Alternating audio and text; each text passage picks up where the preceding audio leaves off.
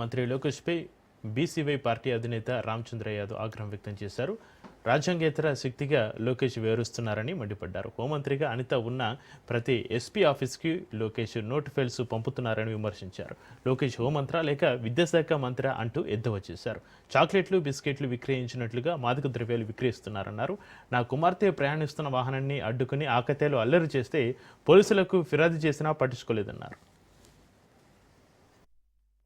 జరిగిన అనేక అంశాల్లో ముఖ్యంగా జగన్మోహన్ రెడ్డి గారు ప్రభుత్వాన్ని ప్రజలు ఇంటికి పంపించడానికి కారణమైన ప్రధాన అంశాల్లో మహిళల పైన జరిగిన దాడులు కావచ్చు, లాండ్ ఆర్డర్ ప్రాబ్లం కావచ్చు, ఇవి కూడా ప్రధానమైనవి. మేము అధికారం లేకొస్తే లాండ్ ఆర్డర్ ప్రాబ్లం కంట్రోల్ చేస్తాము, మహిళలకు రక్షణ కల్పిస్తామని చెప్పి ప్రగల్భాలు పలికిన చంద్రబాబు నాయుడు గారు తీరా అధికారంలోకి వచ్చిన తర్వాత సుమారు గత 20 నెలల నుండి తీసుకుంటే ఈ రాష్ట్రంలో ప్రతిరోజు ఏదో ఒక రకంగా మహిళల పైన, చిన్నపిల్లల పైన దాడులు జరుగుతున్నాయి, అరాచకాలు జరుగుతున్నాయి, అత్యాచారాలు జరుగుతున్నాయి. అయినప్పటికీ కూడా చంద్రబాబు నాయుడు గారి ప్రభుత్వము మహిళల యొక్క సంరక్షణ విషయంలో కావచ్చు, సేఫ్టీకి సంబంధించిన తీసుకోవాల్సిన జాగ్రత్త విషయంలో ఇప్పటి వరకు ప్రభుత్వం తీసుకున్న చర్యలు శూన్యమని చెప్పాలి. ఈరోజు నేను ఒక చిన్న విషయాన్ని ప్రస్తావించాలనుకుంటున్నాను.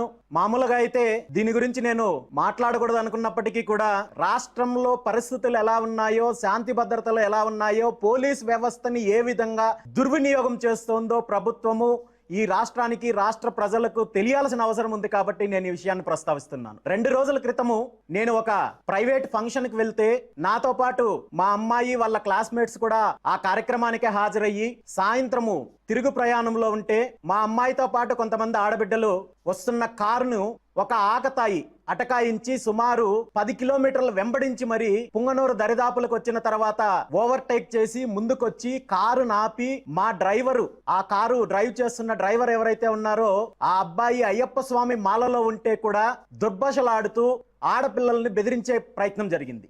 ఆడబిడ్డలుంటున్న కారుని వెంబడించి అడ్డగించి అక్కడ ఇబ్బంది పెట్టాలని చూసిన వ్యక్తి పైన ఎటువంటి చర్యలు తీసుకోలేదు. కనీసము వీళ్ళు ఇచ్చిన కంప్లైంట్ని ఎఫ్ఐఆర్ రిజిస్టర్ చేయలేదు, ఆ అబ్బాయిని అరెస్ట్ చేసే ప్రయత్నం చేయలేదు. కానీ రివర్స్ లో నా సిబ్బందిని, నా డ్రైవర్ని ఇబ్బంది పెట్టే కార్యక్రమం చేశారు. వైఎస్ జగన్మోహన్ రెడ్డి గారి ప్రభుత్వంలో జరిగిన అనేక అంశాల్లో